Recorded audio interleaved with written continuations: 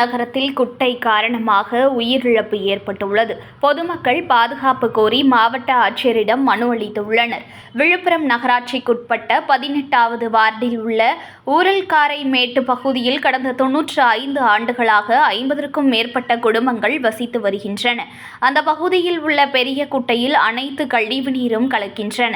இதனால் மழைக்காலங்களில் தெருக்களிலிருந்து வரும் தண்ணீர் குட்டையை கடந்து குடியிருப்பு பகுதிகளில் சூழ்ந்துவிடும் நிலை உள்ளது. இதனால் தொடர்ந்து விஷப்பூச்சிகளால் பொதுமக்கள் பாதிக்கப்படுவதுடன் கடுமையான நோய் தொற்று பரவுவதாகவும் கூறப்படுகிறது. கடந்த ஜூன் 17ஆம் தேதி அன்று அந்த குட்டையில் தவறி விழுந்த ஒருவர் உயிரிழந்ததாக மாவட்ட ஆட்சியருக்கு அளித்த மனுவில் தெரிவித்துள்ளார். மேலும் அண்மையில் ஏற்பட்ட பெஞ்சல் புயலின் போதும் அப்பகுதி மக்கள் கடும் பாதிப்பை சந்தித்ததாக கூறப்பட்டுள்ளது.